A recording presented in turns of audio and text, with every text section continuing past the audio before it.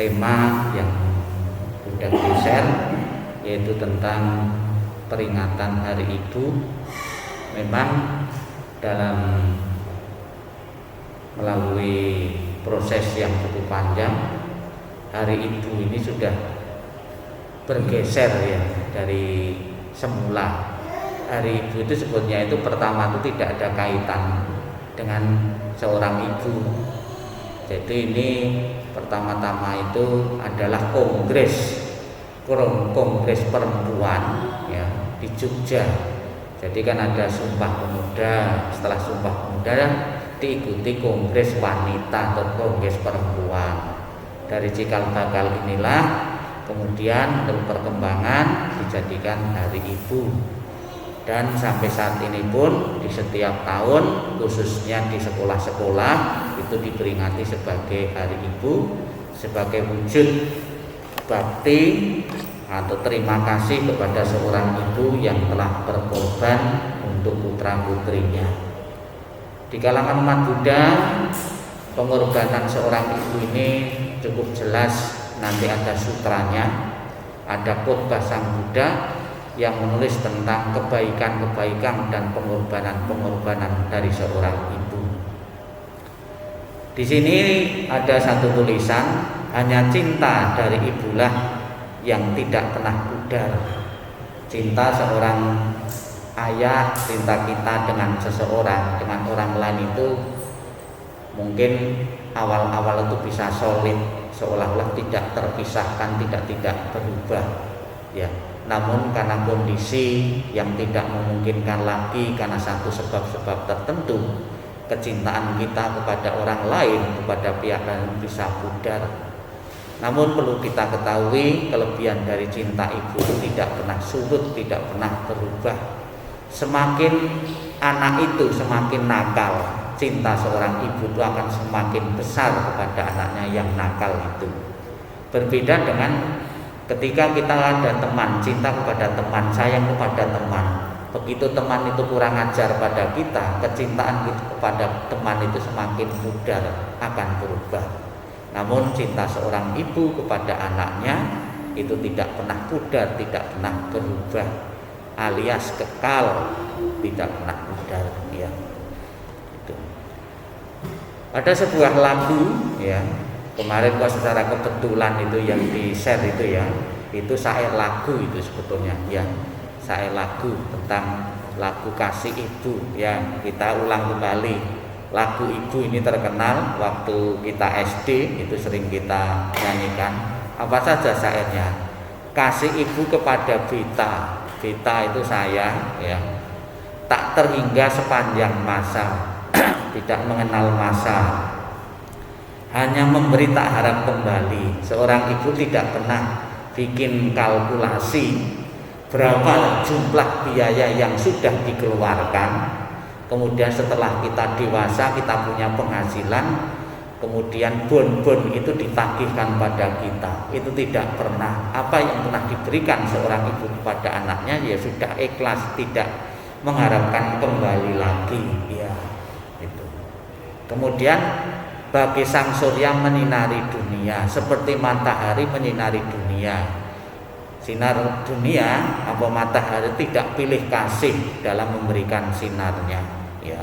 Kemudian ada ungkapan-ungkapan yang berkaitan dengan ibu. Ini dalam agama yang lain, ibu wanita sebagai tiang negara ya.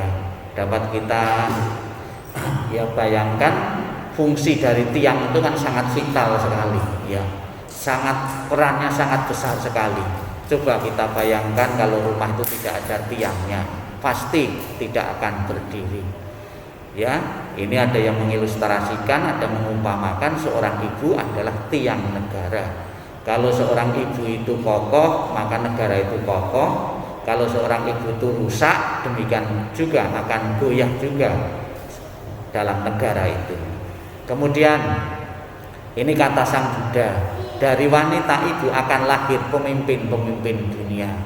Tidak pernah sampai sekarang atau dari zaman dulu maupun yang akan datang, pemimpin-pemimpin dunia yang hebat-hebat itu keluar dari celah batu ya.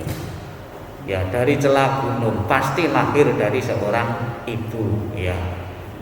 Itu. Kemudian ini masih sabda Buddha, banyak manusia-manusia lahir menjadi manusia-manusia utama, ya. Biar kita tidak ngantuk, sekarang kita nyanyi, ya. Hitungan ketiga mulai 1, 2, 3. Kasih ibu kepada beta tak terhingga sepanjang masa, hanya memberi tak harap kembali, bagai sang surya menyinari dunia.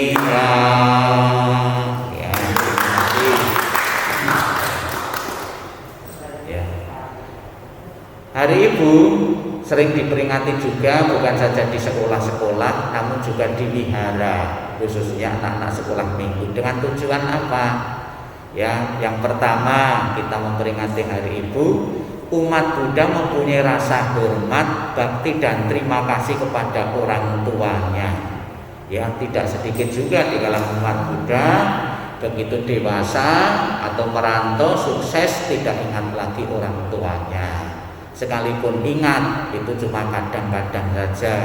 Padahal pikiran seorang ibu, orang tua pada anaknya itu setiap saat, ya. Tapi pikiran anak kepada orang tuanya belum tentu.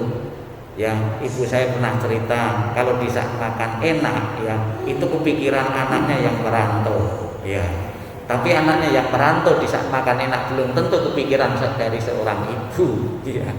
Malah lebih bebas merantau, mau, ya. Bebas, ya, tidak ada yang negur semau-maunya, ya, itu. Jadi mempunyai kecintaan dan bakti kepada orang tua, setidak-tidaknya di saat kita memperingati selalu diingatkan, ya, kita akan kasih sayang seorang ibu, ya. Yang kedua, umat bisa memberi contoh kepada anak-anaknya, mereka pentingnya berbakti kepada orang tuanya. Kalau kita tidak pernah berbakti kepada orang tua kita, itu hukum karma juga akan berjalan. Besok kita punya anak, itu juga sama saja. Anak pun juga tidak akan memperhatikan kita. Sekalipun kita berbakti bukan karena ingin mendapatkan balasan yang sama, tidak, ya kan, itu sebuah kewajiban. Tapi itu otomatis. Kalau kita lalai kepada orang tua kita, ibu kita, kita pun juga nanti akan dilalaikan oleh anak-anak kita, ya, itu. Umat Buddha bisa melakukan pelimpahan jasa kepada orang tua yang telah meninggal. Jadi dalam agama Buddha jauh lebih luas lagi, ya. Bukan saja cinta dan perhatian itu ketika orang tua kita masih hidup, namun ternyata Sang Buddha juga mengajarkan cinta dan perhatian itu bisa diberikan ketika orang tua kita pun telah meninggal. Kalau semasa hidup orang tua kita bisa merawat fisiknya, ya, badan jasmaninya, ngasih makan, ngasih pakaian. Begitu orang tua kita meninggal, kita bisa merawat sukmanya atau arwahnya. Bagaimana merawat sukma orang tua kita yang telah meninggal? Dengan melakukan pelimpahan jasa. Itu merawat sukma atau jasad dari orang tua yang telah meninggal. Di acara-acara momen-momen tertentu, ya, tentang bakti dan hormat itu sering diingatkan, ya. Misalnya saja di saat mantenan, ya, ada acara sungkem orang tua, ya. Kedua anak dan menantunya sama-sama sujud kepada orang tuanya, terima kasih telah dibimbing. Bagi umat Buddha yang biasa nonton pemberkahan manten tidak asing lagi, ya, setelah acara selesai, kemudian acara yang terakhir yaitu sungkem, sujud kepada orang tuanya, diiringi lagu sujud, ya, atau bakti kepada orang tua. Ini sambil nangis-nangis, ya. Sekalipun juga nangisnya ada yang dibuat-buat juga. Kalau tidak nangis nanti kan tidak, suasananya ya, itu, ya, itu sungkem, ya, kepada orang tuanya, minta doa restu agar perkawinannya bisa langgeng, ya, itu. Ada lagi seorang anak yang mau pergi kerja, pamitan kerja, dia mencium yang tangan ibunya.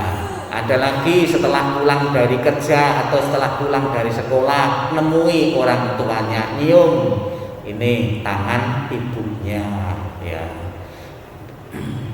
Tapi sekarang gini-gini bahaya ya gitu. Ya.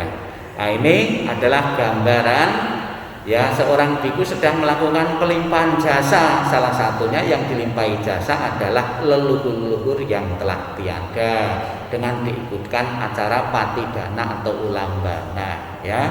Ini tujuan kita memperingati tentang Hari Ibu ya. Ini adalah contoh-contoh gambar-gambar foto-foto yang menunjukkan ya orang-orang besar ya. Ini Ibu Ani ya dulu ini ya, ini sedang mencium dari anaknya ya. Ini ada lagi di saat ulang tahun ya, anaknya memberi bunga ya. Seperti ini jangan dilakukan sekarang ya, karena sayang kemudian kita tidak peduli dengan prokes kan gitu loh. Itu bahaya gitu. Gini-gini ya. Ya, inilah juga wujud bukti juga seorang ibu yang cacat. Dia pun sayang kepada anaknya, mau memakaikan pakaian kaos anaknya pun dengan susah payah dengan kakinya. Ya, ini ya.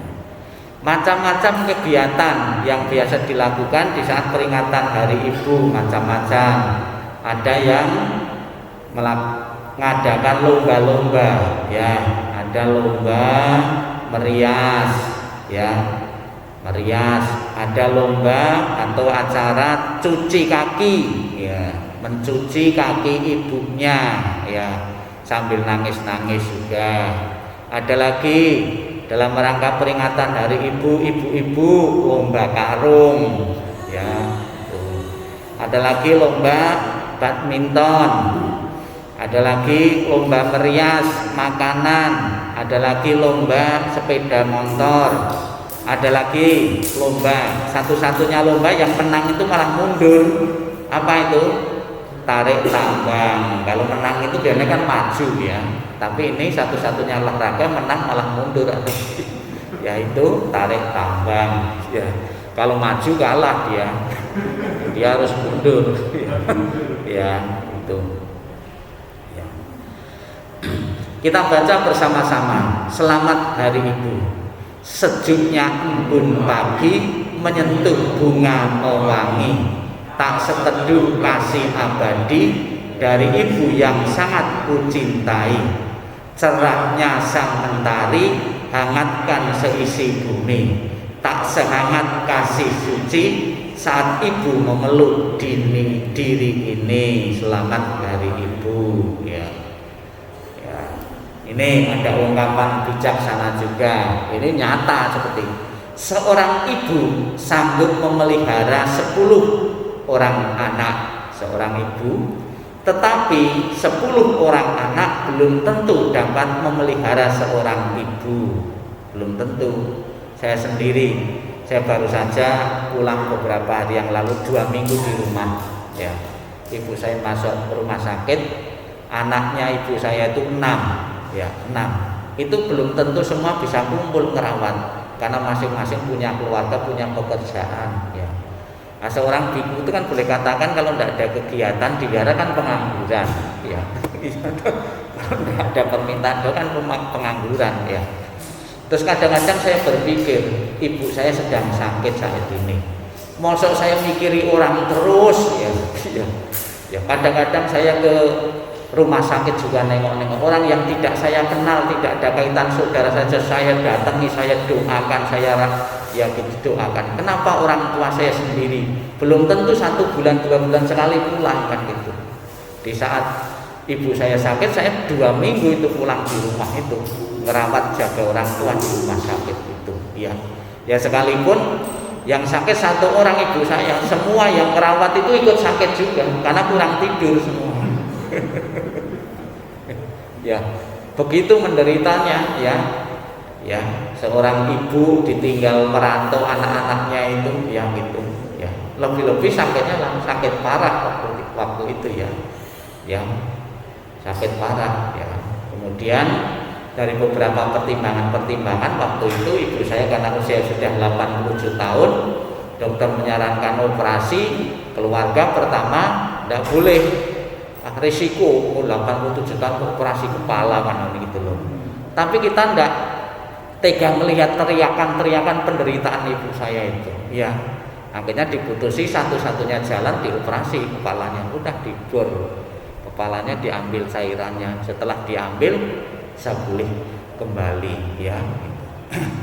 Ya itu ya. Jadi tidak semua anaknya bisa menunggui ya ada cuma beberapa orang saja yang bisa menunggui. Bahkan sekarang pun tidak semua anak pun juga bisa merawat tiap hari, diserahkan suster orang lain ya. Bisa di rumah sakit kita bisa marah-marah dengan suster, dengan perawat itu, suruh gantikan popoknya atau pampasnya. Perawat itu ada yang tidak mau juga ya, kita bisa marah di situ. Tapi kadang-kadang kita juga berpikir diri kita sendiri, ayo kalau dia orang lain tidak mau itu lumrah, wajar. Awang anaknya sendiri kadang-kadang jijik juga ya dengan ibunya. Tapi seorang ibu tidak pernah merasa jijik ketika menggantikan popok anak-anaknya. Tapi anak-anaknya suruh menggantikan popok ibunya belum tentu mau. Ada yang melihat kotoran dari orang tuanya ini, dulu pernah dirawat, dipelihara, dibiayai, itu muntah-muntah. Ada yang tidak tahan. Karena apa? Karena kecintaannya kepada orang tua Tuhan. Ya, itu ya. Ini jadi seorang ibu itu sanggup memelihara 10 anak, tapi belum tentu 10 anak sanggup merawat seorang ibu ya. Sekarang saya ingin melihat bakti dalam agama Buddha kepada orang tua kita. Sang Buddha mengatakan dalam Anuttara Nikaya 24, menurut Sang Buddha terdapat 4 lapangan yang utama untuk menanam jasa kebajikan. Yang pertama adalah para Buddha, yang kedua adalah para arahat, yang ketiga adalah ibu, dan terakhir adalah ayah. Menanam kebajikan secara langsung di dunia ini saat ini para Buddha sudah tidak kita temui. Para Buddha, para arahat juga kita tidak tahu mana yang arahat, mana yang tidak. Yang kita ketahui ada 2 yang dekat dengan kita saat ini, ibu dan ayah. Baik ibu dan ayah kita ketika masih hidup maupun ibu dan ayah kita setelah tiada. Ya, ini 4 ladang kebaikan di dunia ini. Yang paling dekat adalah ibu dan ayah kita. Kenapa tidak menunjuk ayah dulu, kok ibu dulu? Ya, karena pengorbanannya jauh lebih besar seorang ibu daripada seorang ayah. Ya. Kemudian barang siapa memperlakukan dengan buruk ibu dan ayah dan sama Sang Buddha, Sang Tathagata serta para pengikut, sebenarnya telah menimbun banyak bibit penderitaan. Karena siapapun yang mengabaikan orang tuanya dalam hidup ini akan dicela oleh para bijaksana, dan dalam kelahiran-kelahiran selanjutnya ia akan menderita sengsara di alam neraka. Ini lebih tegas lagi, barang siapa melakukan dengan buruk, kalimat yang pertama, kata yang pertama kepada ibu, baru ayah, baru sama Sang Buddha, dan yang lainnya. Ya, ini sabda yang pertama. Kemudian barang siapa yang telah memperlakukan dengan baik, tadi memperlakukan ibunya dengan keburukan, ini baik, ibu dan ayah dan sama Sang Buddha, Sang Tathagata serta para pengikutnya, sebenarnya telah menimbun banyak bibit kebaikan. Karena siapapun yang berbuat baik kepada orang tuanya dalam hidup ini akan dipuji oleh para bijaksana dalam kelahiran-kelahiran selanjutnya yang ingin ia akan hidup bahagia di alam-alam surga. Jadi ada kaitannya juga, tadi surga di bawah telapak kaki ibu, ternyata juga mempunyai semangat yang sama. Orang yang bakti kepada ibunya juga akan mendapatkan kebahagiaan di alam surga. Orang yang kurang ajar kepada ibunya akan mendapatkan penderitaan-penderitaan di alam neraka. Dari yang pertama tadi, ya. Ya. Di dalam ajaran tantra, ini tantra, cara paling efektif untuk mendapatkan bodhicitta. Bodhicitta itu perjuangan untuk mencapai kebudayaan atau pencerahan, yakni paling efektif, paling mudah, mengingat semua makhluk adalah ibu. Semua makhluk adalah ibu adalah salah satu poin menyebutkan kebaikan ibu kepada anaknya. Ibu merawat anaknya mulai dari bayi kemudian besar sampai dewasa. Dia sangat menyayangi anaknya. Salah satu contoh yang diangkat terkait dengan menyusui, mengingat kebaikan ini, ya. Jadi semua wanita yang kita ketemui adalah sebagai ibu. Ini juga Sang Buddha pernah mengatakan juga, kapan hari pernah ada juga bagaimana seandainya seorang laki itu timbul nafsu kepada seorang wanita, bagaimana mengatasinya? Salah satunya menganggap itu sebagai ibu saya, menganggap itu sebagai adik saya, menganggap itu sebagai kakak saya, gitu loh. Bukan dipandang orang lain. Itu otomatis nafsu itu akan hilang dengan sendirinya, ya. Kalau tetap menuruti nafsu, itu ilmu hewan dan binatang, ya. Hewan dan binatang itu ayam, itu ketemu dengan adiknya, dengan kakaknya, dengan ibunya itu bernafsu, itu. Tapi kalau ilmu kemanusiaan tentunya bisa membatasi diri dengan pengendalian diri ini, dengan kemoralan ini, ya. Menganggap semua wanita adalah pernah menjadi ibuku dalam banyak kelahiran dan kehidupan, ya, itu. Ya. Di dalam Sikalawada Sutta tertera dengan 5 cara seorang anak memperlakukan orang tuanya sebagai arah timur, ya. Orang tua, dahulu aku telah dipelihara, dibesarkan oleh mereka. Sekarang aku akan menyokong mereka.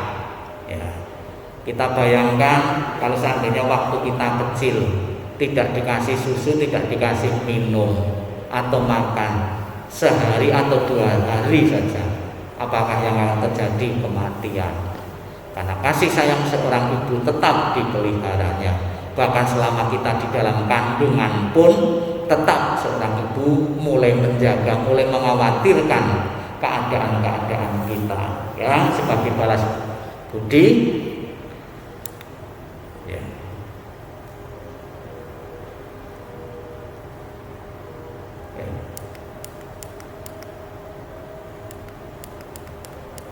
Ya, ini yang pertama.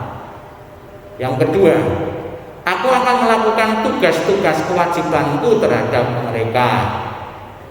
Aku akan menjaga baik garis keturunan dan tradisi keluarga. Aku akan membuat diriku pantas untuk menerima warisan. Kemudian aku akan mengurus persembahyangan kepada sanak keluargaku yang telah meninggal. Inilah kewajiban seorang anak kepada orang tuanya, salah satunya adalah ibunya sendiri. Kemudian Sabda Buddha mengatakan, mereka yang patuh pada dhamma dan merawat orang tuanya yang sedang menderita, kebaikannya akan diperhatikan oleh para dewa, dan para dewa tersebut akan datang untuk mengobati penyakitnya. Ada kaitannya. Ini seorang laki menggendong ibunya,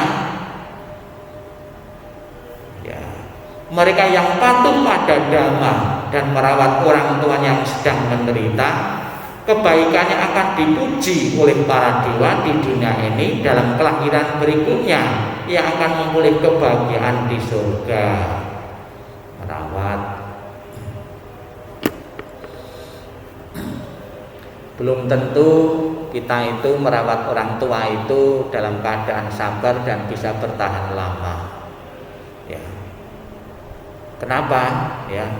Karena kadang tidak sedikit saya pernah mengalami sendiri dalam keluarga ketika merawat orang tua saudara-saudara itu, kalau dirawat anaknya sendiri itu bukan tenang, malah terjadi pertengkaran terus.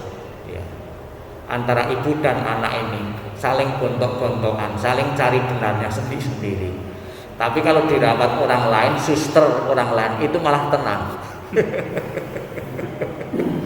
Saya ngalami sendiri, dirawat anaknya sendiri malah seperti pasar. Kamarnya seperti pasar, bertengkar terus.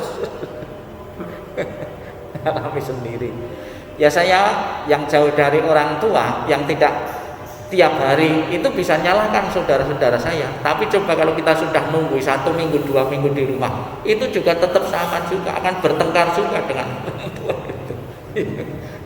Ini tidak benar, ini tidak benar, ini tidak benar. Kalau suster orang lain kan sungkan orang tua kita, mau bantah-bantah. Itu.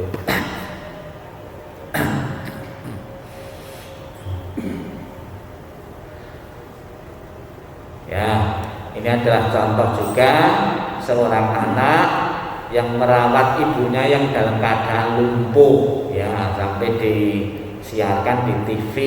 Ya. Ini juga cinta seorang untuk sang ayah, untuk orang tuanya. Kemanapun dia pergi, ya, ayahnya dibawa. Ini juga yang ditungguinya.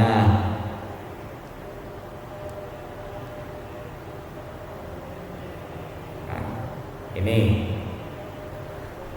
wah, panjang sekali ya ini. Anguttara Nikaya.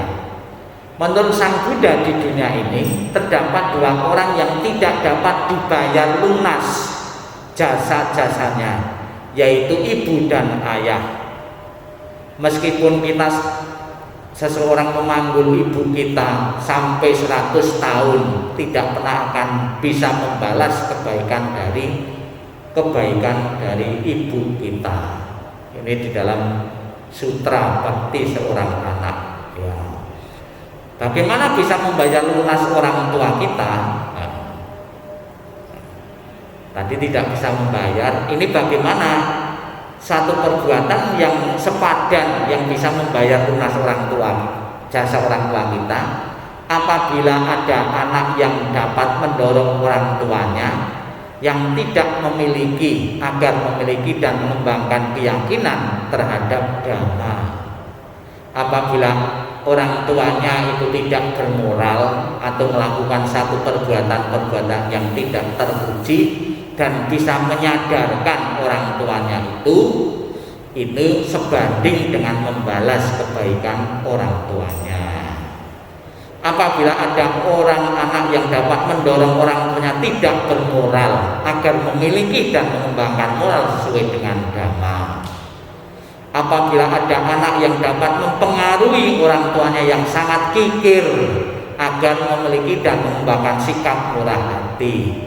Karena orang tua itu ingat kesulitan dulu itu memang luar biasa. Dalam kehidupan saat ini setelah makmur pun itu ada rasa kikir, eman-eman untuk mengeluarkan. Karena ingat kesengsaraan penderitaan dari yang masa mudanya.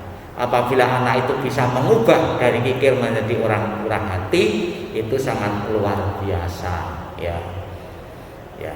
Apabila ada anak yang dapat mendorong orang tuanya yang bodoh atau dungu agar memiliki mengembangkan kebijaksanaan dengan berbuat demikian, barulah ia dapat membayar lunas jasa-jasa kebaikan orang tuanya, bahkan lebih daripada itu, ya.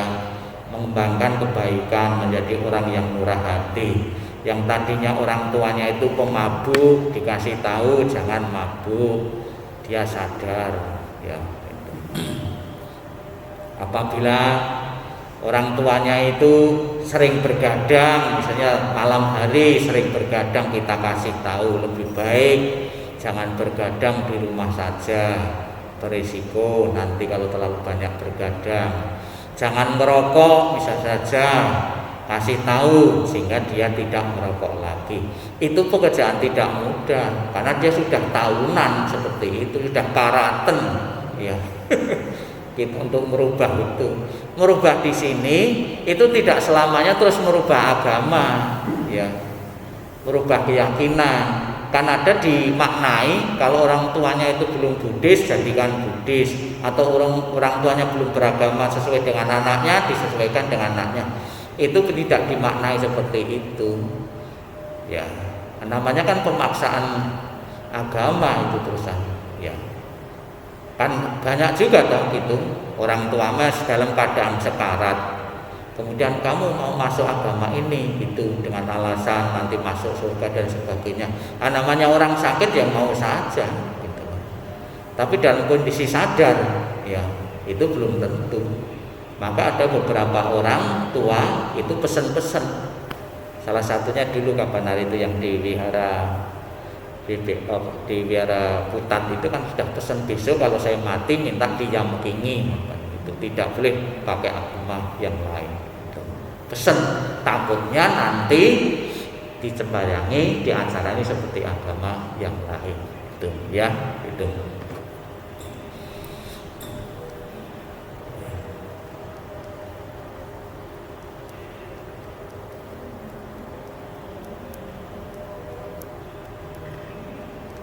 Nah, ini kita inspirasi dari seorang ibu.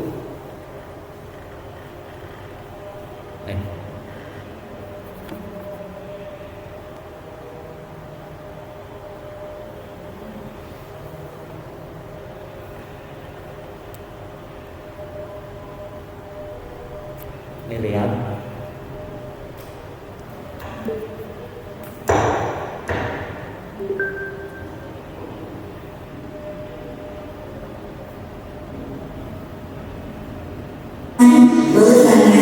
Dan mendidik kita untuk menjadi seseorang yang berguna. Seperti juga dengan ibu-ibu berikut ini, dengan kasih sayangnya yang tanpa pamrih, mereka rela mengorbankan apa saja untuk dapat menyelamatkan buah hatinya, meskipun nyawa adalah taruhannya. Dan saat kali ini, orang perjuangan pun bisa mengharapkan pengorbanan ibu.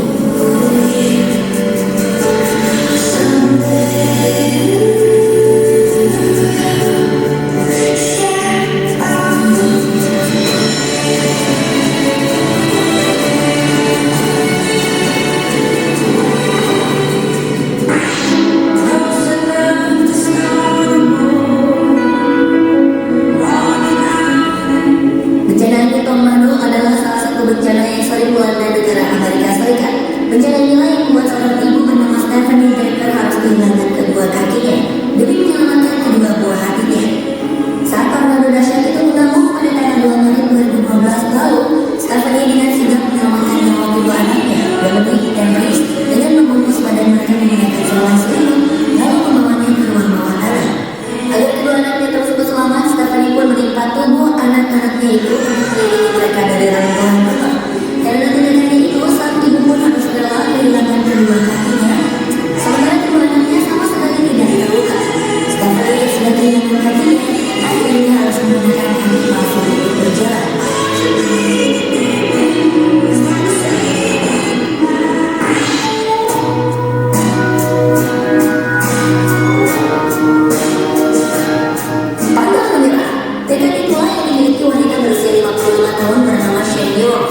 Ketika mengetahui sang putranya Hybrid memerlukan cangkok liver, sang ibu pun bertekad untuk menyumbangkan livernya untuk dapat menyelamatkan nyawa anak laki-lakinya.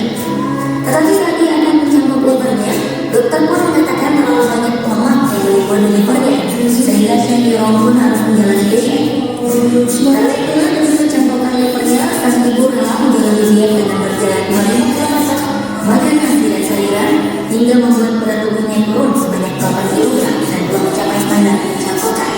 Selama 14 jam operasi di rumah sakit Panji, Sharon memberikan sebagian dari renyah kepada putranya yang selama 18 tahun menderita penyakit Wilson, yaitu penyakit yang mengakibatkan penyimpangan gen yang disebabkan oleh penipuan tembakan secara berlebihan di dalam tubuh.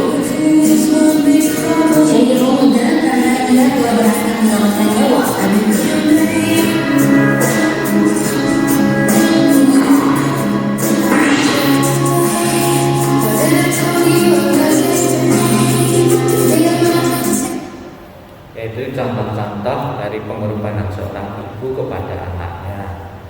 itu yang wajar, tapi ada juga yang tidak wajar. Saya pernah membaca sebuah cerita itu, dia punya anak tunggal, ibunya sudah janda, ya, tidak ada suaminya lagi, kemudian anaknya dewasa. Dia suka mabuk-mabuk. Dalam kondisi mabuk itu dia ingin berhubungan badan dengan ibunya, gitu loh. Dia ngancam-ngancam sama yang ibunya itu, kalau tidak dituruti saya mau bunuh diri. Ini kan sebuah pilihan yang berat juga, kan? Punya anak tunggal tidak dipenuhi, dia mau bunuh diri, padahal itu anak satu-satunya, kan gitu loh. Pilihan yang sangat besar sekali. Akhirnya ya karena cintanya kepada anaknya ya dipenuhi, gitu loh. Nah, itulah satu-satunya pengorbanan ibu yang disalahgunakan juga orang, ya seperti ini ya, dilema, sangat dilema sekali itu. Istilah pengorbanan sebetulnya bukan seperti itu, ya. Dalam Sutra Bhakti seorang anak, ya, itu disebutkan Sang Buddha bisa melihat ada 10 jenis kebaikan yang diperbuat oleh seorang ibu kepada anaknya, ya. Ya, kebaikan di dalam memberikan pelindungan dan penjagaan selama anak dalam kandungan. Seorang ibu di saat hamil, apa yang dimakan, apa yang diminum, ya. Kemudian juga kegiatan sehari-hari itu juga diperhitungkan, diperhatikan, ya. Jalan, melakukan kegiatan-kegiatan juga tidak yang berat-berat, karena ingin memperhatikan kondisi dari perutnya yang sedang hamil, ya. Ini bukti kecintaan seorang ibu kepada anaknya yang di dalam janin, ya. Apa yang dimakan, yang diminum itu diperhatikan, ya, tidak sembarangan, ya. Beda dengan orang di saat tidak hamil, ya, itu makan kan bebas, ya. Itu kebaikan pertama. Kebaikan dalam menanggung penderitaan selama kelahiran, ya, ya, ada yang kelahirannya normal, ada yang melalui operasi, ada lagi seorang ibu yang rela berendam untuk menahan rasa sakit, ya, melalui operasi, ya, dan tidak pernah menceritakan penderitaannya itu kepada anaknya. Tuh, kebaikan untuk melupakan semua kesakitan begitu anaknya telah dilahirkan. Nih. Ya. Nah, ini juga menderita sekali ibu ini, ya. Menyusui, rumahnya sempit sekali. Ya, kucing itu kadang-kadang nggak tahu diri. Sudah hidupnya numpang dengan kita, itu beranak juga banyak-banyak. Ya, banyak-banyak tuh beberapa kali juga. Mestinya hidupnya numpang tuh satu sekali saja sudah, terus nggak tahu diri. Hidupnya numpang beranak terus. Ya. Kebaikan dari memakan bagian yang pahit bagi dirinya dan menyimpan yang manis bagi anak, ya. Ibu rela makan pare, ya, yang manis-manis untuk anaknya, ya. Kurma untuk anaknya, ya. Itu. Ya, makan pare untuk ibunya yang pahit-pahit, ya. Ada petani sayur di Indonesia itu dari dulu sampai sekarang itu gagal terus, yaitu salah satunya petani sayur pare ini. Kenapa gagalnya? Setiap nanam itu hasilnya pahit terus. Mungkin kalau manis malah tidak laku, ya mungkin. Ya. Ya. Kebaikan untuk memindahkan anak ke tempat yang kering dan dirinya sendiri berbaring di tempat yang basah. Ibu rela payungnya dikasihkan anaknya, dia rela kehujanan, ya. Kalau tempatnya terocok di rumah, rela ibunya di tempat basah, ya. Kebaikan menyusukan anaknya pada payudaranya dan memberi makan dan membesarkan anak, ya. Tentunya ini bukan seorang artis, ya. Kalau seorang artis itu tidak mau menyusui ini, ya.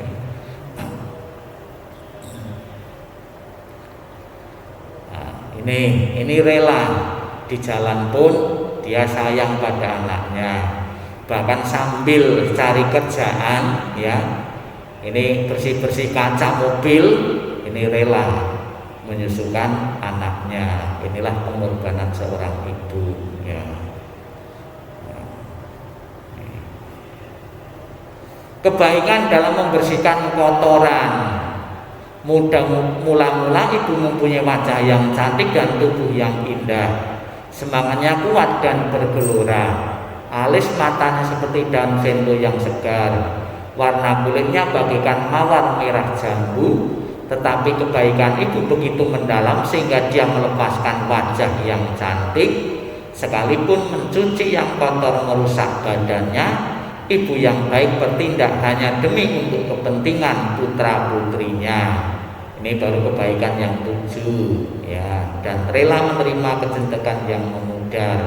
Ke-8, kebaikan dari selalu memikirkan anak bila dia berjalan jauh.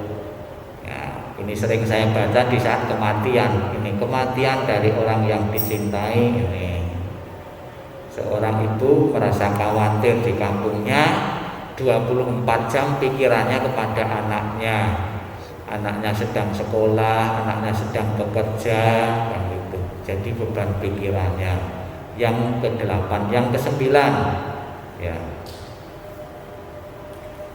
Ya, ini waktu gempa di Jepang itu loh, ya. Seseorang melindungi ibunya. Kemarin di Semeru itu juga ada. Jadi seorang anak melindungi ibunya karena sudah tidak kuat lari lagi, kemudian mati bersama-sama. Yang saya bayangkan itu kenapa dalam kondisi panas kok dia tidak merontang-rontang, itu tetap dia menutupi ibunya itu. Sebab kemarin yang tadi itu yang keluarkan itu kuatannya suasananya panas. Dia bersembunyi di bak mandi. Jadi mukanya dicuci. Kalau seandainya tidak ada air ini ya juga fatal gitu. Jadi dia sembunyinya di dekat-dekat air karena suasananya tuh panas sekali itu, ya. Ini rela untuk menyelamatkan nyawa ibunya. Tapi ternyata malah meninggal bersama-sama, ya. 9, kebaikan karena kasih sayang yang dalam dan pengabdian. Terus yang ini seorang ibu sedang memandikan anaknya. Seperti ini kan seperti gajah, ya, Pak. Ya, tubuh gajah, ya. Memandikan anaknya yang idiot, ya, kelebihan berat badan. Ya. Ya. Yang ke-10, kebaikan dari rasa welas asih yang dalam dan simpatik. Kebaikan orang tua adalah besar dan penting. Perhatiannya yang lemah lembut tidak pernah berhenti. Dari saat mereka bangun tiap pagi, pikiran mereka adalah pada anaknya. Apakah anak-anak dekat atau jauh, orang tua selalu memikirkan mereka. Sekalipun seorang ibu hidup untuk 100 tahun, dia akan selalu mengkhawatirkan anaknya yang berumur 80 tahun. Inginkah Anda mengetahui bilakah kebaikan dan cinta yang demikian itu berakhir? Ia bahkan tidak pernah berkurang hingga akhir hidupnya. Ya. Kapan hari saya diundang salah satu umat di sini juga, itu mengunjungi mamanya yang sakit. Yang mamahnya itu umur 75 tahun, sakit berbaring terus di sana, ditunggui oleh orang tuanya umur 90 tahun. Ada mungkin Anda juga kenal Pak Rizky gitu. Masih segar bugar 90 tahun nunggu itu yang 75 tahun. Jadi ini bisa kita bayangkan juga cinta dan pengorbanan orang tua. Sekalipun orang tuanya hidup 100 tahun, dia akan tetap selalu memikirkan anak kita sekalipun umur 80 tahun. Tetap doa dan harapan-harapannya akan selalu ditujukan kepada anak-anaknya. Inilah yang saya sampaikan tentang pengorbanan dan kasih sayang ibu. Semoga kita semua menjadi umat Buddha yang mempunyai bakti yang tinggi kepada orang tua kita. Sadu, sadu, sadu.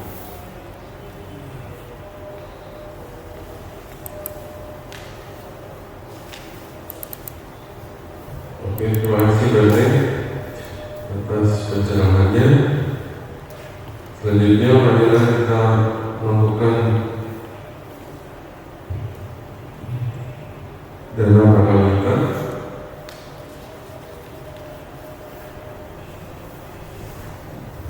Marilah kita berdana untuk kepentingan karma. Semoga Allah mari kita dirahmati